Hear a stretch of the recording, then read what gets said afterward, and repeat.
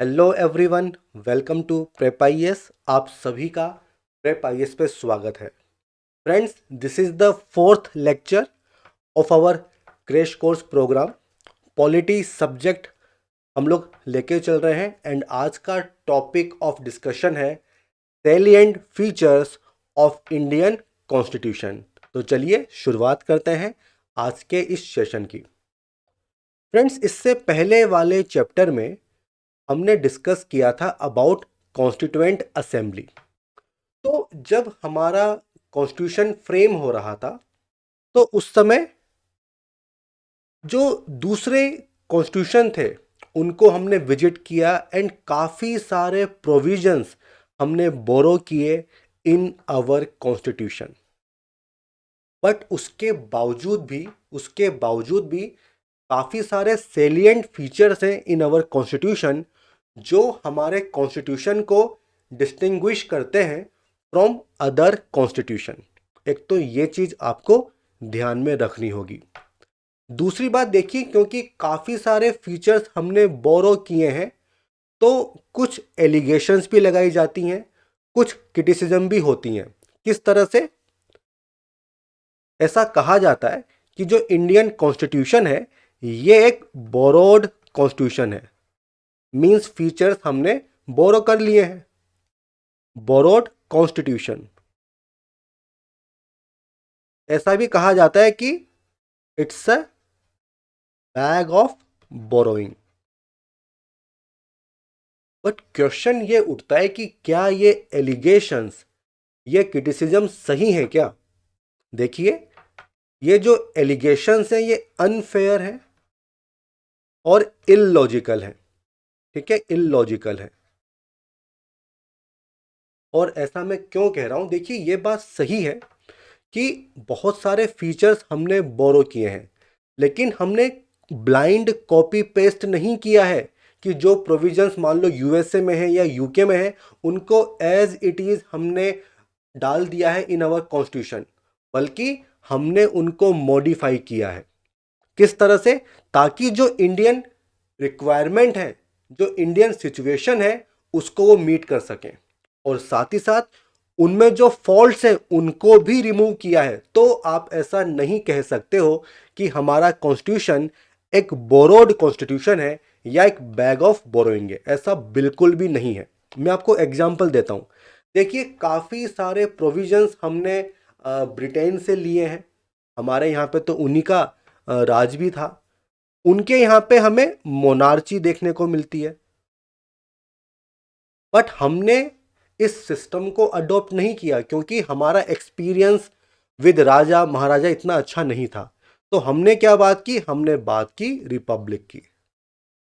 Okay, तो इस तरह से हमने नेसेसरी चेंजेस किए, जो फॉल्ट्स थे उनको रिमूव किया। तो इस पे भी क्वेश्चन आ सकता है इन योर प्रीलिम्स एग्जामिनेशन। तो ये कॉन्सेप्ट आपको पता होना चाहिए। ओके, अब बात आती है कि भाई कौन कौन से फीचर्स हैं उनको एक बार देख लेते हैं। अब देखो, ये जो आज का जो सेशन है इसमें केवल ब्रीफ आइडिया मैं आपको दूंगा अबाउट द फीचर्स। उनकी डिटेलिंग आपको मिलेगी in subsequent lectures. Okay, her feature पे एक पूरा चैप्टर आगे होने वाला है। बस अभी बेसिक अंडरस्टैंडिंग आपके पास होनी चाहिए। देखो, सबसे पहला जो सेलिएंट फीचर है वो ये है कि इंडियन कॉन्स्टिट्यूशन वर्ल्ड का लेंथीएस्ट रिटर्न कॉन्स्टिट्यूशन है। काफी डिटेल्ड है, कॉम्प्रिहेंसिव है एंड काफी इलेबोरेटेड प्रोविजंस आपको देखने को मिलते हैं। ओके, अब बात ये आती है कि जब हमने शुरुआत में कॉन्स्टिट्यूशन को अडॉप्ट किया था तो उस समय प्रियम्बल था, 395 आर्टिकल्स थे जो कि 22 पार्ट्स में डिवाइड किए गए थे एंड टोटल 8 शेड्यूल्स थे। आज की क्या पोजीशन है? देखिए, आज जो है प्रियम्बल 470 आर्टिकल्स हो गए हैं, 12 शेड्यूल्स हो गए हैं एंड 25 पार्ट्स हो गए हैं। तो ये चीज दिखाता है कि कितना बल्कि हमारा कॉन्स्टिट्यूशन है। और ये इस चीज को भी दिखाता है कि जो हमारा कॉन्स्टिट्यूशन है वो एक लिविंग डॉक्यूमेंट है। लिविंग डॉक्यूमेंट, एक ऑर्गेनिक डॉक्यूमेंट है। अब क्वेश्चन ये आता है कि भाई क्या जरूरत पड़ी इतने सारे प्रोविजन डालने की, क्यों इतना बल्कि कॉन्स्टिट्यूशन है? तो इसके बहुत सारे फैक्टर्स हैं जिसकी वजह से साइज काफी ज्यादा है। कौन कौन से फैक्टर हैं? देखिए, सबसे पहला फैक्टर तो ये है इंडिया की ज्योग्राफी एंड डाइवर्सिटी। एक तरफ हमें नॉर्थ ईस्ट देखने को मिलता है जहाँ के लोगों की अलग रिक्वायरमेंट है, राजस्थान, महाराष्ट्र, गुजरात, यहाँ पे अलग रिक्वायरमेंट है। हमें बैकवर्ड सेक्शंस देखने को मिलते हैं जिनकी अलग रिक्वायरमेंट होती है। तो सबके लिए आपको अलग अलग प्रोविजंस बनाने पड़ेंगे। इसलिए इसलिए काफ़ी सारे प्रोविजंस ऐड किए गए हैं। This is the first factor. Then second one is historical factor. देखिए, 1935 गवर्नमेंट ऑफ इंडिया एक्ट हमने पढ़ा था, तो उसका काफ़ी हैवी इन्फ्लुएंस हमें देखने को मिलता है हमारे कॉन्स्टिट्यूशन पे। अब ये क्वेश्चन भी आता है कि कौन कौन से प्रोविजंस वहाँ से लिए हैं, वो हम आगे डिस्कस भी कर लेंगे। तो देखिए, जो 1935 एक्ट था वो इटसेल्फ रिटर्न था, काफ़ी बल्कि था, एंड 250 प्रोविजंस हमने लिए हैं in our constitution from government of India act 1935। तो ये भी एक इंपॉर्टेंट इंफॉर्मेशन है। और क्या फैक्टर्स हैं? Single constitution for both the centre and states. तो भाई हमारे यहाँ पे कोई डुअल कॉन्स्टिट्यूशन का सिस्टम नहीं है कि सेंटर के लिए अलग हो एंड स्टेट्स के लिए अलग हो। यूएसए से काफ़ी डिफरेंस हमें देखने को मिलता है। तो मैंने कहा ना कि हमने फीचर्स कॉपी पेस्ट नहीं किए हैं, उनमें नेसेसरी चेंजेस हमने किए हैं। तो हमारे यहाँ पे सिंगल कॉन्स्टिट्यूशन आपको मिलेगा जो स्टेट्स को भी गवर्न करता है, जो सेंट्रल गवर्नमेंट को भी गवर्न करता है। और इस वजह से एक सिंगल डॉक्यूमेंट हमारे पास है। तो ऑब्वियस सी बात है, लेंदी तो होगा ही सही। Then dominance of legal luminaries.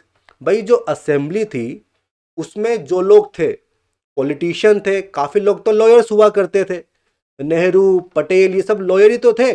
तो इनका डोमिनेंस हमें देखने को मिलता है। एंड जब लॉयर्स होंगे तो लैंग्वेज भी थोड़ी लेंदी होगी, टेक्निकल होगी, हर प्रोविजन को डिटेल में लिखा जाएगा।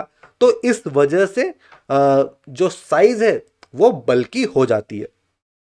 देन जो हमारा कॉन्स्टिट्यूशन है इसमें केवल गवर्नेंस के फंडामेंटल प्रिंसिपल्स ही नहीं मिलते हैं, बल्कि डिटेल्ड एडमिनिस्ट्रेटिव प्रोविजंस भी मिलते हैं। जैसे कि इलेक्शन कमीशन के बारे में प्रोविजंस हैं, सीएजी के बारे में है, यूपीएससी के बारे में है, स्टेट पब्लिक सर्विस कमीशंस के बारे में है, ट्रिब्यूनल्स दिया हुआ है, ओके, ऑल इंडिया सर्विसेज पे प्रोविजंस हैं। तो डिटेल्ड एडमिनिस्ट्रेटिव प्रोविजंस आपको देखने को मिलते हैं, ओके। इसके अलावा जो डिफरेंट सेक्शन है सोसाइटी के, उनकी नीड्स को भी कैटर किया हुआ, ये ऑलरेडी हम डिस्कस कर चुके हैं। तो इस वजह से जो हमारा कॉन्स्टिट्यूशन है इसकी साइज काफी बल्कि हो जाती है। तो ये क्वेश्चन आ सकता है इन प्रीलिम्स एग्जामिनेशन कि कौन कौन से फैक्टर है जो कंट्रीब्यूट करते हैं साइज को लेके। I hope this is clear. आगे बढ़े। अब देखिए, जो सेकंड इंपॉर्टेंट फीचर है, और मैं कहूँगा सबसे ज़्यादा इंपॉर्टेंट फीचर यही है, और इसकी एक एक लाइन आपको याद करनी पड़ेगी क्योंकि इस पे काफ़ी क्वेश्चन पूछे गए हैं एंड इन फ्यूचर भी पूछे जाएंगे। Drawn from various sources. तो जब हम बात करते हैं कि बहुत सारे फीचर्स हमने बोरो किए हैं, तो किस कंट्री से कौन सा फीचर हमने बोरो किया है ये आपको याद होना चाहिए, ओके। तो देखिए, जो हमारा स्ट्रक्चरल पार्ट है वो हमने बोरो किया है from government of India act of 1935, okay. जो फिलोसॉफिकल पार्ट है, means fundamental rights, directive principle of state policy, fundamental rights, basically part number 3, and DPSP part number 4। तो फंडामेंटल राइट्स हमने बोरो किए हैं from American constitution, and DPSP हमने बोरो की है from Irish constitution. बहुत ही ज्यादा इंपॉर्टेंट है। मैच द फॉलोइंग में क्वेश्चन आ सकता है कि फंडामेंटल राइट्स कहां से लिए हैं, डीपीएसपी हमने कहां से ली है। इसके बाद जो पॉलिटिकल पार्ट है वो हमने बोरो किया है फ्रॉम ब्रिटिश कॉन्स्टिट्यूशन, ठीक है, कि कैबिनेट सिस्टम किस तरह से होगा, एग्जीक्यूटिव लेजिस्लेचर के बीच का संबंध क्या होगा।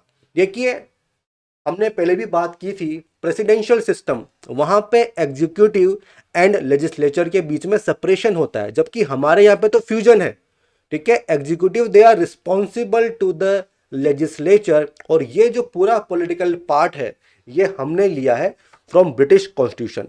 तो एक तो ये चीजें आपको याद करनी पड़ेंगी। ओके, इसके अलावा अब हम बात करते हैं कि government of India act of 1935 कौन कौन से फीचर्स हमने लिए हैं फ्रॉम दिस एक्ट। तो जो हमने बात की थी सेकंड लेक्चर में, अब आप रिकॉल करना। ओके, तो देखिए सबसे पहला फेडरल स्कीम, फेडरेशन जो कभी एग्जिस्टेंस में नहीं आया था, हमने डिस्कस किया था। तो फेडरल स्कीम हमने लिया है from government of India act of 1935। इसका मतलब क्या होता है? इसका मतलब सेंटर स्टेट के बीच में डिवीजन ऑफ पावर होगा, और ये डिवीजन कहां पे मेंशन होगा? In the constitution itself. तो this is federal scheme. Then office of governor, ये भी हमने इसी एक्ट से लिया है। Judiciary, public service commission, emergency provisions, article number 352 से लेके 360। आपको पता है कि हमारे यहाँ पे 3 टाइप्स हैं इमरजेंसी के। एक होती है नेशनल इमरजेंसी, आर्टिकल नंबर 352। एक होता है president rule, article number 356। And एक होती है फाइनेंशियल इमरजेंसी, आर्टिकल नंबर 360। तो इमरजेंसी प्रोविजंस हमने लिए हैं from government of India act 1935। Then administrative details, ये भी हमने ली है। जो स्ट्रक्चरल पार्ट है वो हमने लिया है 1935 गवर्नमेंट ऑफ इंडिया एक्ट से। I hope this is clear. इसके बाद आता है ब्रिटिश कॉन्स्टिट्यूशन। इंग्लैंड से हमने क्या क्या लिया है भाई? इन्हीं का तो रूल था हमारे ऊपर। तो भाई एक तो पार्लियामेंट्री गवर्नमेंट, ये सिस्टम हमने यहीं से उठाया है। और ये क्या होता है? बेसिकली इसमें जो एग्जीक्यूटिव हैं वो रिस्पॉन्सिबल होते हैं उन टूवर्ड्स द लेजिस्लेचर। उनके बीच में हार्मोनी होती है, कोऑपरेशन होता है, कोऑर्डिनेशन होता है। देन रूल ऑफ लॉ, इसको हम पढ़ेंगे फंडामेंटल राइट्स आर्टिकल नंबर 14 में, काफ़ी डिटेल में पढ़ेंगे। देन लेजिस्लेटिव प्रोसीजर, भाई बिल किस तरह से पास होगा, बिल किस तरह से बनेगा एक्ट, उसका क्या प्रोसेस होगा, ये हमने लिया है from British constitution. Then single citizenship, भाई अगर हम यूएसए की बात करें तो वहां पे एवरी पर्सन इन यूएसए वो यूएसए का भी सिटीजन है, प्लस वो उस स्टेट का भी सिटीजन है जिससे वो बिलोंग करता है। तो वहां पे डुअल सिटीजनशिप का कॉन्सेप्ट हमें देखने को मिलता है। बट इंडिया में सिंगल सिटीजनशिप का कॉन्सेप्ट है। हमारे यहाँ पे जो लोग हैं वो केवल इंडियन सिटीजन है, वो राजस्थान, गुजरात, पंजाब, महाराष्ट्र इनके सिटीजन नहीं कहलाएंगे। ओके, देन कैबिनेट सिस्टम, ये भी हमने लिया है from British constitution. Then prerogative writs, मतलब अगर आपके फंडामेंटल राइट्स वायलेट होते हैं तो सुप्रीम कोर्ट, हाई कोर्ट ये रिट्स जो है वो इशू कर सकते हैं, जो ऑर्डर है वो इशू कर सकते हैं। Then parliamentary privileges, again very very important. भाई ये क्या होते हैं? जो पार्लियामेंट्री जो मेंबर्स हैं उनके पास सर्टेन इम्यूनिटीज होती हैं, राइट्स होते हैं, एग्जेम्पशंस होते हैं। ठीक है, उनको कहा गया प्रिविलेजेस। जैसे कि जो एमपी हैं उनके पास फ्रीडम ऑफ स्पीच होगा, freedom of speech in the parliament, कुछ भी कह लो, कोई दिक्कत वाली बात नहीं है। ठीक है, then next feature is bicameralism, means 2 house होंगे। आपको पता है upper house, lower house, Rajya Sabha, Lok Sabha, ये कॉन्सेप्ट भी हमने लिया है फ्रॉम ब्रिटेन। क्लियर है? आगे बढ़ते हैं। अगली कंट्री है USA, again very very important.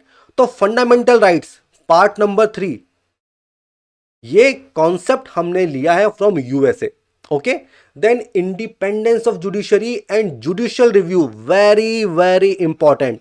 तो ये फंक्शंस भी, ये फीचर्स भी हमने लिए हैं from USA. Then impeachment of president, जो प्रेसिडेंट है उसका रिमूवल का प्रोसीजर क्या होगा, अगेन फ्रॉम यूएसए।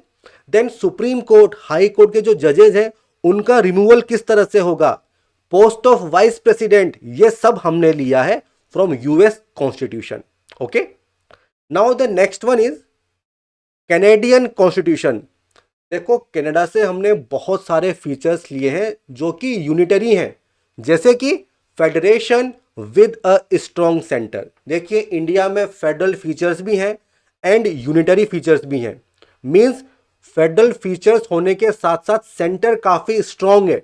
ओके, तो दोनों ही फीचर्स हमें देखने को मिलते हैं और ये हमने लिया है फ्रॉम कनाडा। देन जो रेजिडोरी पावर्स है वो सेंटर के पास है। मींस देखो आपको पता है कि 3 लिस्ट होती हैं, central list, state list and concurrent list. तो इनमें कुछ सब्जेक्ट्स होते हैं, तो जो सब्जेक्ट्स इनमें मेंशन नहीं है उनको कहा जाएगा रेजिडोरी सब्जेक्ट्स। तो उस पे पावर किसके पास होगी, सेंटर के पास होगी। Then appointment of state governors by centre, ये भी हमने लिया है फ्रॉम Canada. Advisory jurisdiction of supreme court, article number 143, ये भी हमने लिया है फ्रॉम कनाडा। जब हम बात करेंगे सुप्रीम कोर्ट की काफी डिटेल में डिस्कस करेंगे आर्टिकल नंबर 143। ओके, आगे बढ़ते हैं। अगला है जर्मनी। तो यहां से हमने लिया है suspension of fundamental rights during emergency. कौन से आर्टिकल है, आर्टिकल नंबर 358 एंड 359। तो इमरजेंसी के टाइम पे फंडामेंटल राइट्स सस्पेंड हो सकते हैं, ये हम पढ़ेंगे इन इमरजेंसी। ओके, और अगर आपने स्ट्रेटजी वाला वीडियो देखा होगा तो इमरजेंसी पे काफी क्वेश्चंस पूछे जाते हैं, तो ये टॉपिक हमारे लिए इंपॉर्टेंट है। ओके, चलो अगला आता है Irish constitution. Again very very important. तो directive principle of state policies part number 4, ये हमने बोरो किया है from Irish constitution. Then nomination of members to Rajya Sabha, ये कॉन्सेप्ट भी हमने लिया है from Irish constitution. Then president के इलेक्शन का मेथड क्या होगा, आप लोगों को कंफ्यूजन हो सकता है कि हो सकता है ये हमने लिया हो यूएसए से, नहीं, ये हमने लिया है आयरिश कॉन्स्टिट्यूशन से। ओके, तो यूपीएससी इसी पे आपको उलझा देगी। देन ऑस्ट्रेलिया, तो कॉन्करेंट लिस्ट, भाई हमें पता है कि 3 तरह की लिस्ट होती हैं, central list, state list and concurrent list. तो कॉन्करेंट लिस्ट में जो आइटम होंगे तो उस पर स्टेट लेजिस्लेचर, पार्लियामेंट दोनों ही लॉ बना सकती है, ये हम पढ़ेंगे आगे जाके। Then freedom of trade, commerce, intercourse, ये भी हमने लिया है ऑस्ट्रेलिया से। Then joint sitting of 2 houses of parliament, article number 108। देखिए आप सभी को पता है कि हमारे यहाँ पे 2 हाउस है, लोकसभा एंड राज्यसभा। तो एक बिल, एक्ट कब बनता है, जब वो दोनों हाउसेस से पास होगा, उसके बाद प्रेसिडेंट असेंट देते हैं तभी बिल एक्ट बनेगा। बट मान लो दोनों हाउस ने अप्रूव नहीं किया है, एक डेडलॉक हो गया है, तो उस केस में क्या सोल्यूशन है, जॉइंट सिटिंग। और ये दिया हुआ है आर्टिकल नंबर 108, हम पढ़ेंगे पार्लियामेंट में, बट अभी ब्रीफ आइडिया आपके पास होना चाहिए। तो ये कॉन्सेप्ट हमने लिया है from Australia. Then Japanese constitution, तो यहां से हमने क्या लिया है, procedure established by law. Again very important concept है, इसको हम करेंगे जब हम बात करेंगे फंडामेंटल राइट्स की, आर्टिकल नंबर 21, तब इसको डिस्कस करने वाले हैं। तो आपको यह भी पता चल रहा है कि क्या क्या टॉपिक्स हमें कवर करने हैं, ये सारे टॉपिक्स हमें पढ़ने हैं, इन पे क्वेश्चंस पूछे जाते हैं। ओके, आगे बढ़ते हैं। Next one is Soviet constitution USSR, again very important. तो fundamental duties part 4A, fundamental duties हमने ली है from Soviet constitution. Then preamble में ideal of justice, social justice, economic justice and political justice, ये हमने लिया है from Soviet constitution. Again very very important. France से हमने क्या लिया है, republic, ideals of liberty, equality, fraternity in preamble. जब हम प्रियम्बल पढ़ेंगे तो वहां ये सब कीवर्ड्स आपको देखने को मिलेंगे। ओके, तो इनमें काफी कंफ्यूजन होता है कि सोवियत से हमने क्या लिया है, फ्रांस से हमने क्या लिया है। ओके, अगला आता है साउथ अफ्रीकन कॉन्स्टिट्यूशन। तो भाई कॉन्स्टिट्यूशन को अमेंडमेंट करने का प्रोसीजर क्या होगा, आर्टिकल 368। ओके, इसमें प्रोसेस दिया हुआ है, तो ये हमने बोरो किया है फ्रॉम साउथ अफ्रीका। इसके अलावा राज्यसभा में जो मेंबर्स होंगे उनका इलेक्शन किस तरह से होगा, ये भी हमने बोरो किया है फ्रॉम साउथ अफ्रीका। ओके, तो आई होप ये चीज क्लियर हो गई होगी। अब देखो कुछ मेरा सजेशन होगा आपको कि लक्ष्मीकांत से ना कुछ चीजें आपको करनी पड़ेगी। सबसे पहला ना, शेड्यूल्स वहां पे दिए हुए हैं, तो शेड्यूल्स आपको याद करने पड़ेंगे कि शेड्यूल में क्या चीज मेंशन की हुई है। ओके, उस पे डायरेक्ट क्वेश्चंस पूछे जाते हैं। ओके, डायरेक्ट क्वेश्चंस पूछे जाते हैं, तो इसको आप मिस मत करना। सेकंड, आपको पार्ट्स भी याद होने चाहिए कि पार्ट 1 में क्या है, पार्ट 2 में क्या है, पार्ट 3, पार्ट 4A 5, इन सब में क्या दिया हुआ है, ये आपको याद होना चाहिए। ठीक है, तो थोड़ा सा आपको होमवर्क करना पड़ेगा। फैक्चुअल चीज़ें हैं बट क्वेश्चंस आते हैं, तो एक बार इनको देख लेना, तो ये मेरी एडवाइस होगी आपको। अब हम आते हैं दूसरे फीचर्स पे। तो हमने ये देख लिया कि कौन सा फीचर हमने किस कंट्री से लिया है। अब अगला फीचर आता है blend of rigidity and flexibility. तो ये हमने डिस्कस किया था प्रीवियस चैप्टर में। देखो, रिजिड कॉन्स्टिट्यूशन कौन सा है, जहां पे अमेंडमेंट के लिए स्पेशल प्रोसीजर आपको फॉलो करना पड़ता है, और ये प्रोसीजर कहां पे दिया हुआ है, 368 में। ये हम डिस्कस करेंगे आगे। एंड फ्लेक्सिबल कॉन्स्टिट्यूशन वो है जहां पे काफी आसानी से आप कॉन्स्टिट्यूशन को अमेंड कर सकते हो, मींस उसको चेंज कर सकते हो। तो अगर कॉन्स्टिट्यूशन का अमेंडमेंट उसी तरह से हो रहा है जिस तरह से ऑर्डिनरी लॉ बनते हैं, तो कहा जाएगा फ्लेक्सिबल कॉन्स्टिट्यूशन है। तो भाई देखो, हमारे यहाँ पे दोनों ही फीचर्स आपको देखने को मिलते हैं। कुछ प्रोविजंस ऐसे हैं जिसके लिए स्पेशल प्रोसीजर आपको फॉलो करना पड़ता है, और कुछ प्रोविजंस ऐसे हैं जो सिंपल मेजोरिटी से जो है वो पास हो जाता है। तो दोनों का ब्लेंड जो है हमें देखने को मिलता है। ओके, तो जब हम बात करेंगे अमेंडमेंट की 368 आर्टिकल नंबर की, वहां पे कौन कौन से प्रोविजन है वो सब डिटेल में डिस्कस करने वाले हैं। ठीक है, अब अगला जो फीचर है वो है फेडरल सिस्टम विद यूनिटरी बायस। भाई फेडरल सिस्टम क्या होता है, जब नेशनल गवर्नमेंट स्टेट गवर्नमेंट के बीच में पावर का डिवीजन है, और ये डिवीजन कॉन्स्टिट्यूशन में दिया हुआ है। ओके, जो यूनिटरी सिस्टम है उसमें क्या होता है, सेंट्रल गवर्नमेंट पावरफुल होती है, सारी पावर्स उसके पास में होती है, और अगर रीजनल गवर्नमेंट एग्जिस्ट करती भी हैं तो वो अपनी पावर डिराइव करती है फ्रॉम सेंट्रल गवर्नमेंट। ये हम डिस्कस कर चुके हैं। अब देखो, इन अवर कॉन्स्टिट्यूशन फेडरल फीचर्स भी हैं एंड यूनिटरी फीचर्स भी हैं। जैसे कि वो फीचर्स जहां पे सेंटर स्ट्रांग है, भाई सिंगल सिटीजनशिप है, सिंगल कॉन्स्टिट्यूशन है, फ्लेक्सिबल कॉन्स्टिट्यूशन है, तो ये सब कौन से फीचर्स हो गए, यूनिटरी फीचर्स। तो हमारे यहाँ पे फेडरल एंड यूनिटरी दोनों ही फीचर्स देखने को मिलते हैं, और इसीलिए कहा जाता है कि हमारा जो कॉन्स्टिट्यूशन है ये क्वासी फेडरल है। अब ये क्या होता है हम डिस्कस करेंगे काफ़ी डिटेल में, बट अभी ब्रीफ आइडिया आप ले लीजिए, क्योंकि दोनों ही फीचर्स जो हैं वो देखने को मिल रहे हैं। अगला फीचर है पार्लियामेंट्री फॉर्म ऑफ गवर्नमेंट। देखिए, दो सिस्टम होते हैं, पार्लियामेंट्री एंड प्रेसिडेंशियल।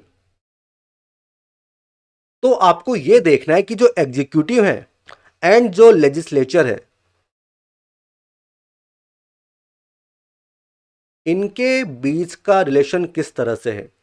तो अगर दोनों के बीच में हार्मोनी है, कोऑर्डिनेशन है, कोऑपरेशन है, मींस एग्जीक्यूटिव जो है वो आंसरेबल है, रिस्पॉन्सिबल है to the legislature, it means ये पार्लियामेंट्री सिस्टम है। बट इनके बीच में अगर सेपरेशन है, तब ये हो जाएगा प्रेसिडेंशियल सिस्टम, जो हमें देखने को मिलता है कहां पे, इन यूएसए। तो वहां पे प्रेसिडेंट बहुत पावरफुल है, हमारे यहां पे प्राइम मिनिस्टर बहुत पावरफुल है। This is parliamentary system of government. Okay, और क्या फीचर्स है, synthesis of parliamentary sovereignty and judicial supremacy. देखिए, what is the meaning of sovereignty, means you are supreme, आपसे ऊपर कोई है ही नहीं, एब्सोल्यूट अथॉरिटी आप कह सकते हो। ठीक है, अब ये जो कॉन्सेप्ट है पार्लियामेंट्री सोवेनिटी, हमने डिस्कस किया था कि in Britain parliament is supreme. तो ये जो प्रिंसिपल है ये हमें देखने को मिलता है कहां पे, ब्रिटेन में। देन जुडिशियल सुप्रीमेसी, ये जो प्रिंसिपल है ये हमें देखने को मिलता है कहां पे, यूएसए में। बट जैसा मैंने शुरू में कहा था कि हमने जो फीचर्स बोरो किए ना, उनको ब्लाइंडली कॉपी पेस्ट नहीं किया है बल्कि उनको मॉडिफाई किया है। तो उसका एग्जांपल देखिए आपके सामने है।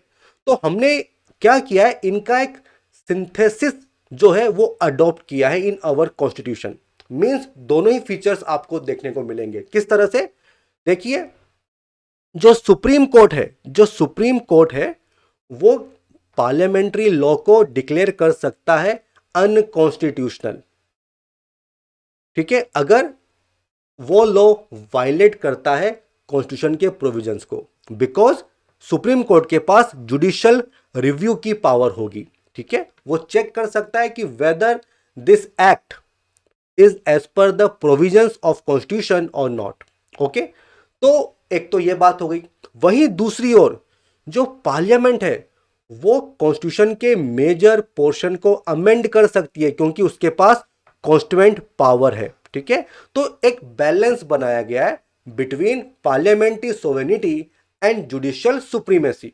ओके, देखो मेजर पोर्शन, सारा पोर्शन नहीं कर सकती। और यहां पे बात आती है doctrine of basic structure. Means वो सारे फीचर जो कि बेसिक स्ट्रक्चर है आप उसको अमेंड नहीं कर सकते हो। And this is Keshavananda Bharati judgement 1973। देखेंगे डिटेल में, आप सभी को पता भी होगा। This is Keshavananda Bharati judgement. तो ये फीचर हो गया। इसके बाद अगला वेरी इंपॉर्टेंट फीचर है इंटीग्रेटेड एंड इंडिपेंडेंट जुडिशरी। भाई what is the meaning of integrated judiciary? देखो भाई, इसका सिंपल सा मतलब यह है कि हमारे यहां पे एक हायरार्की मिलेगी आपको कोर्ट्स की। सबसे टॉप में सुप्रीम कोर्ट, फिर हाई कोर्ट, और यहां पे जो सबऑर्डिनेट कोर्ट्स हैं वो आपको मिलेंगे। तो सिंगल सिस्टम ऑफ कोर्ट आपको मिलेगा जो कि central as well as state laws को डिसाइड करता है, उनको इन्फोर्स करता है। ओके, अगर हम यूएसए की बात करें तो वहां पे क्या है, जो फेडरल लॉज है उसके लिए फेडरल जुडिशरी है, जो स्टेट लॉज है उसके लिए स्टेट जुडिशरी है, जबकि हमारे यहाँ पे इंटीग्रेटेड सिस्टम बनाया हुआ है। अब देखो इसका मीनिंग क्या होता है, इसका मीनिंग यह है कि जो लोअर कोर्ट्स के जजमेंट है आप उसके अगेंस्ट हायर कोर्ट्स में अपील कर सकते हो। यह मतलब होता है इंटीग्रेटेड जुडिशरी का पहला मीनिंग। दूसरा मीनिंग यह है कि हायर कोर्ट के जो जजमेंट होंगे वो लोअर कोर्ट पे बाइंडिंग होंगे, आपको फॉलो करना पड़ेगा। यह इसका सेकंड मीनिंग होता है। आई होप क्लियर है। One is appeal, second binding. Okay, समझ में आ गया? तो देखिए हमारे यहां पे सिंगल सिस्टम ऑफ कोर्ट्स है जो कि central law as well as state law को इन्फोर्स करता है। अब what is the meaning of independent judiciary? Means जो बाकी ऑर्गन्स है उनका इन्फ्लुएंस कंट्रोल कम से कम आपको यहां पे देखने को मिलेगा। भले ही अपॉइंटमेंट की बात हो, सिक्योरिटी ऑफ टेन्योर की बात हो, तो ये सब चीजें हम पढ़ेंगे जब हम हाई कोर्ट सुप्रीम कोर्ट करने वाले हैं। Okay, so this is integrated and independent judiciary. अगला फीचर आता है फंडामेंटल राइट्स। देखिए हमने बात की थी कि what is constitutional government, what is democracy. Means जहां पे गवर्नमेंट की पावर्स लिमिटेड होती हैं, उन पे रेस्ट्रिक्शन होता है, तो उसका एक एग्जांपल है फंडामेंटल राइट्स। देखिए फंडामेंटल राइट्स ये गवर्नमेंट की एक्टिविटीज पे रेस्ट्रिक्शन का काम करते हैं। ठीक है, और पार्ट 3 ऑफ कॉन्स्टिट्यूशन में फंडामेंटल राइट्स दिए हुए हैं। टोटल 6 राइट्स हैं। Right to equality, equal treatment आपको देना होगा। ठीक है, आप डिस्क्रिमिनेशन नहीं कर सकते हो। राइट टू फ्रीडम, ठीक है, राइट अगेंस्ट एक्सप्लॉइटेशन, सबको बोलने की आजादी होगी। Right to freedom of religion, जो चाहो वो रिलीजन आप फॉलो कर सकते हो, स्टेट का इन्वॉल्वमेंट नहीं रहेगा, ठीक है। Then cultural and educational rights, and सबसे एंड में right to constitutional remedies, means अगर स्टेट आपके राइट्स वायलेट करता है तो उसके प्रोटेक्शन के लिए आप सुप्रीम कोर्ट जा सकते हो, और ये आपका फंडामेंटल राइट है। Okay, so these are fundamental rights, ये इन्फोर्शिएबल हैं, जस्टिशिएबल है, मींस स्टेट अगर इनको वायलेट करता है तो आप उनके प्रोटेक्शन के लिए सुप्रीम कोर्ट में जा सकते हो। ओके, सो ये हो गया फंडामेंटल राइट्स, पार्ट नंबर 3 में इनको मेंशन किया गया है। तो जब हम पढ़ेंगे फंडामेंटल राइट्स तो काफी डिटेल में इन सब राइट्स को पढ़ने वाले हैं। ओके, अब देखो अगला फीचर है directive principle of state policies.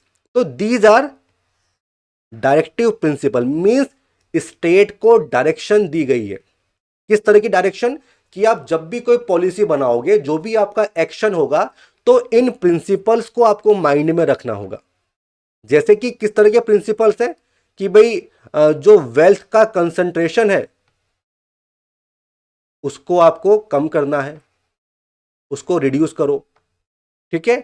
जो इनकम इनइक्वलिटी है उसको खत्म करो, उसको कम करो, ठीक है। मैन वुमेन दोनों के लिए इक्वल पे होनी चाहिए, इक्वल पे और इक्वल वर्क। तो इस तरह के प्रिंसिपल्स आपको मिलते हैं इन डीपीएसपी, पार्ट नंबर 4 में दिया हुआ है, part number 4। And according to doctor Ambedkar these are the novel features of our constitution. इस पे क्वेश्चन आता है कि नोवेल फीचर्स कौन से, तो the answer is directive principle of state policy. अब देखो हमने फंडामेंटल राइट्स देखे थे, तो बेसिकली वो पॉलिटिकल डेमोक्रेसी को प्रमोट करते हैं, जबकि DPSP social and economic democracy को प्रमोट करते हैं, ठीक है। तो ये भी क्वेश्चन पूछा जाता है, पॉलिटिकल, सोशल एंड इकोनॉमिक। हमने ये देखा था कि फंडामेंटल राइट्स इन्फोर्शिएबल हैं, जस्टिशिएबल है, बट डीपीएसपी में ऐसा नहीं है। अगर डीपीएसपी का वायलेशन होता है तो आप कोर्ट में नहीं जा सकते हो, ठीक है। And what is their objective? To establish a welfare state. इसके एग्जांपल ऑलरेडी मैंने आपको दे दिए किस तरह से। तो जब हम बात करेंगे डीपीएसपी की, काफी डिटेल में ये जितने भी प्रोविजंस हैं इनको हम डिस्कस करने वाले हैं। Okay, so this is directive principle and these are fundamental in the governance of country. आप कोई एक्ट बनाओगे, कोई पॉलिसी बनाओगे, तो आपको इन प्रिंसिपल्स को दिमाग में रखना पड़ेगा, ध्यान में रखना पड़ेगा। ऑलराइट, चलो आगे बढ़ते हैं। अब अगला है फंडामेंटल ड्यूटीज। अरे बाप रे, तो भाई राइट्स हमने देख लिए, बट जनरली होता क्या है ना, हमें राइट्स ज्यादा अच्छे लगते हैं, बट ड्यूटीज किसको पसंद होगी? तो वही बात है कि we are right conscious but we are not duty conscious. तो ये जो फीचर है ये ओरिजिनल कॉन्स्टिट्यूशन में नहीं था, इसको bye 42nd amendment act of 1976 स्वर्ण सिंह कमेटी की रिकमेंडेशन के बेसिस पे ऐड किया था इन अवर कॉन्स्टिट्यूशन। तो टोटल 11 फंडामेंटल ड्यूटीज है, part 4A, article number 51A, ठीक है। तो इस पे क्वेश्चंस पूछे जाते हैं। ओके, इस पे क्वेश्चंस पूछे जाते हैं। तो basically they serve as a reminder to citizen कि केवल राइट्स मत एंजॉय करो, तो आपकी ड्यूटीज है उसको भी आपको जो है निभाना होगा। ओके, तो देखिए राइट्स का मतलब क्या है, अगर आपको कोई राइट मिला हुआ है तो उसके साथ एक ड्यूटी भी आपको मिलती है। किस बात की ड्यूटी? कि औरों के राइट को भी आपको प्रोटेक्ट करना है। बट होता क्या है, हमारा फोकस केवल राइट्स पे होता है, ड्यूटी हम भूल जाते हैं, ठीक है। तो अगर फ्रीडम ऑफ स्पीच एक्सप्रेशन को आप इंजॉय कर रहे हो तो बाकी भी जो लोग हैं वो इंजॉय कर सकते हैं, और ये आपकी ड्यूटी है कि आप उनको इंकरेज करो। ओके, तो दिस इज द थिंग। अब नेक्स्ट फीचर है सेक्युलर स्टेट, हिंदी में क्या बोलते हैं, धर्मनिरपेक्ष राज्य। देखिए इसका सिंपल सा मतलब ये होता है कि स्टेट का कोई भी ऑफिशियल रिलीजन नहीं होगा। इंडिया में आप देखते हैं कि कोई भी ऑफिशियल रिलीजन नहीं है। इसका ये भी मतलब होता है कि state will not be religious, means आप किसी एक रिलीजन को फेवर करोगे। ओके, इसका ये भी मतलब होता है कि state will not be anti religious, means आप किसी स्टेट को, हो सकता है आप उसके अगेंस्ट हो, ऐसा भी नहीं होगा। इसका मतलब होता है कि there will be equal respect for all religion, भले ही हिंदू हो, मुस्लिम हो, सिख हो, ईसाई हो, सबके लिए इक्वल रिस्पेक्ट आपको मिलेगी। This is the meaning of secular state. Okay, आगे बढ़े। अगला फीचर आता है यूनिवर्सल एडल्ट फ्रेंचाइज। अब देखो हमारे यहाँ पे जो लोकसभा के इलेक्शंस होते हैं, स्टेट लेजिस्लेटिव असेंबली के जो इलेक्शंस होते हैं, उनमें ये प्रिंसिपल यूज होता है। इसका मतलब क्या है?